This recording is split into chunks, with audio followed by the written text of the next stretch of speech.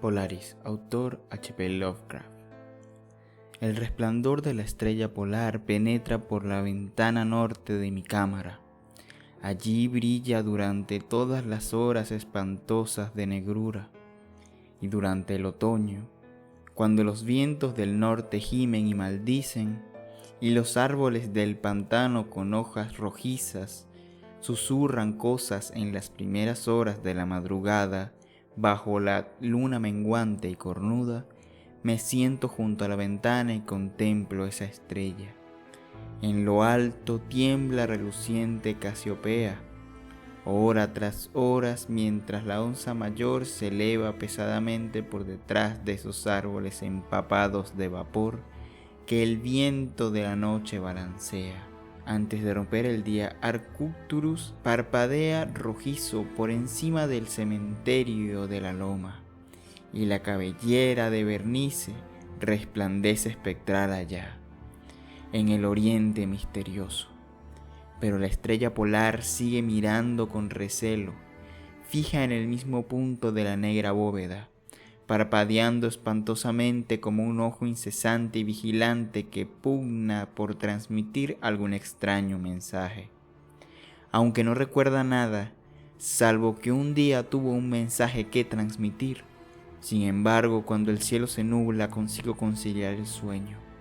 Nunca olvidaré la noche de la gran aurora, cuando jugaban sobre el pantano los horribles centellos de la luna demoníaca. Después de los destellos llegaron las nubes y luego el sueño. Y bajo una luna menguante y cornuda, vi la ciudad por primera vez. Se asentaba, callada y soñolienta, sobre una maceta que se alzaba en una depresión entre picos extraños. Sus murallas eran de horrible mármol, al igual que sus torres, columnas, cúpulas y pavimentos. En las calles había columnas de mármol cuya parte superior se alzaba esculpidas en imágenes de hombres graves y bárbaros. El aire era cálido y manso, y en lo alto, apenas a 10 grados del cenit, brillaba vigilante esa estrella polar.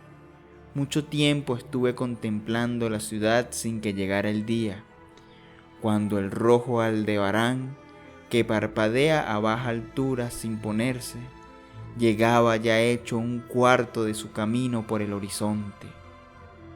Vi luz y movimiento en las casas y las calles, formas extrañamente vestidas, a un tiempo nobles y familiares, deambulaban bajo la luna menguante y cornuda. Los hombres hablaban sabiamente en una lengua que yo entendía, si bien era distinta a la que yo conocía. Y cuando el rojo Aldebarán hubo recorrido más de la mitad de su trayecto, volvió el silencio y la oscuridad. Al despertar ya no fui el de antes. Había quedado grabada en mi memoria la visión de la ciudad, y en mi alma había despertado un recuerdo brumoso, de cuya naturaleza no estaba entonces seguro.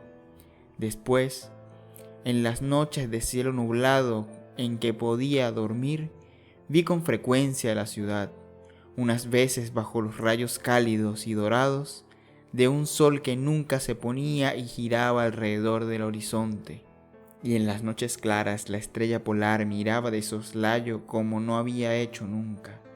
Gradualmente empecé a preguntarme cuál podía ser mi sitio en aquella ciudad de la extraña maceta entre los extraños picos.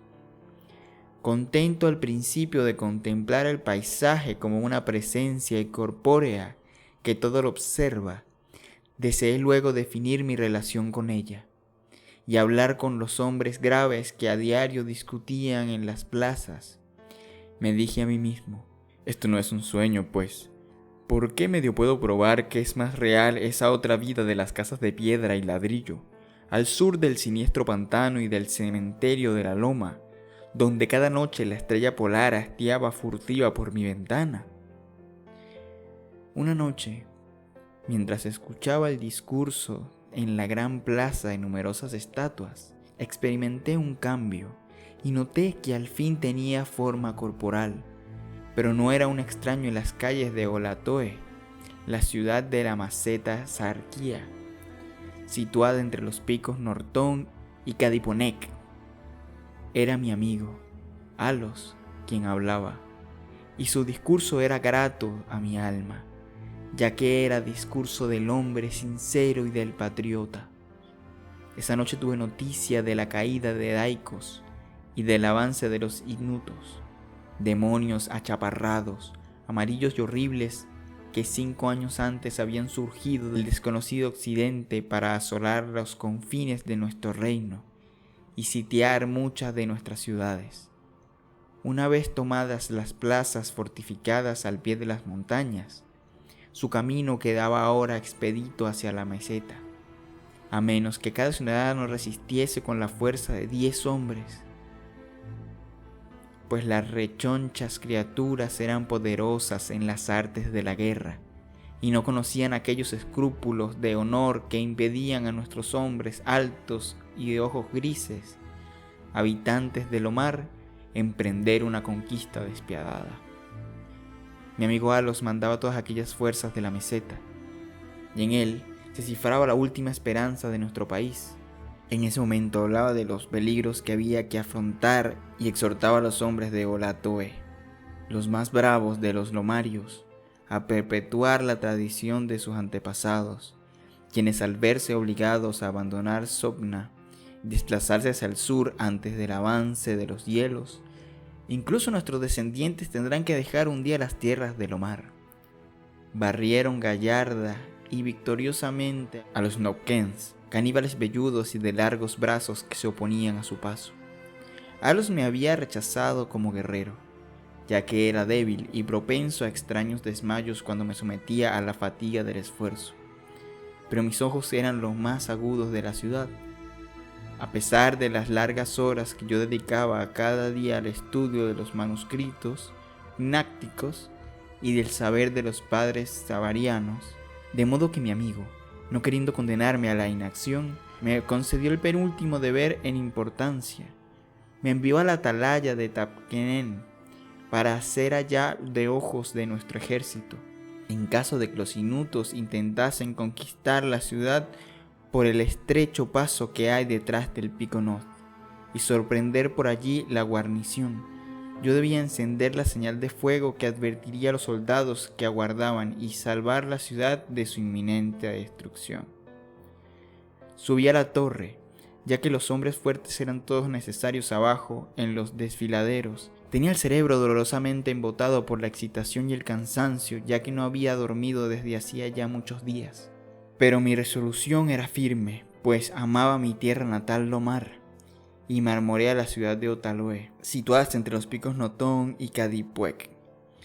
Pero cuando estaba a la cámara más alta de la torre, percibí la luna roja, siniestra, menguante, cornuda, temblando entre los vapores que flotaban sobre el lejano Banov, y a través de su abertura del techo brilló la pálida estrella polar, parpadeando como si estuviera viva y mirando furtiva como un demonio de tentación.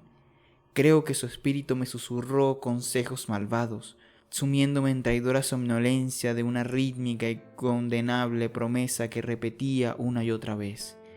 Duerme, vigía, hasta que las esferas giren 26.000 años y yo regrese al lugar en donde ahora ardo. Después, los otros astros surgirán en el eje de los cielos, astros que sosieguen, astros que bendigan. Solo cuando mi órbita concluya turbará el pasado de tu puerta. En vano traté de vencer mi somnolencia, intentando relacionar estas extrañas palabras con alguno de los deberes celestes que yo había aprendido en los manuscritos pinácticos. Mi cabeza pesada y vacilante se dobló sobre mi pecho, y cuando volví a mirar fue en un sueño, y la estrella sonreía burlonamente a través de una ventana, por encima de los horribles y agitados árboles de un pantano soñado, y aún continúo soñando. Mi vergüenza y desesperación gritó a veces frenéticamente, suplicando a las criaturas soñadas de mi alrededor que me despierten. No vaya a ser que los inutos suban furtivamente por detrás del pico Notón y tomen la ciudadela por sorpresa. Pero estas criaturas son demonios, se ríen de mí y me dicen que no sueño, se burlan mientras duermo. Entre tanto, puede que los enemigos achaparrados y amarillos se estén acercando a nosotros con sigilo. He faltado a mi deber y he traicionado a la marmorea ciudad de Otaloe. He sido desleal a Alos, a mi amigo y capitán. Sin embargo, estas sombras de mis sueños se burlan de mí.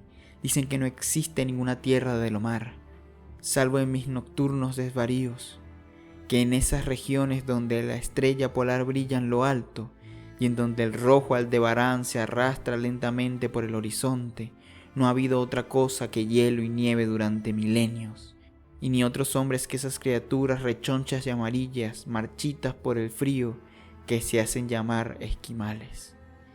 Y mientras escribo mi culpable agonía, frenético por salvar a la ciudad cuyo peligro aumenta cada instante, y lucho en vano por liberarme de esta pesadilla en la que parece que estoy en una casa de piedra y ladrillos, al sur de un siniestro pantano y un cementerio en lo alto de una loma, la estrella polar perversa y monstruosa mora desde la negra bóveda y parpadea horriblemente como un ojo insensato que puga por transmitir algún mensaje, aunque no recuerda nada, salvo que un día tuvo un mensaje que transmitir.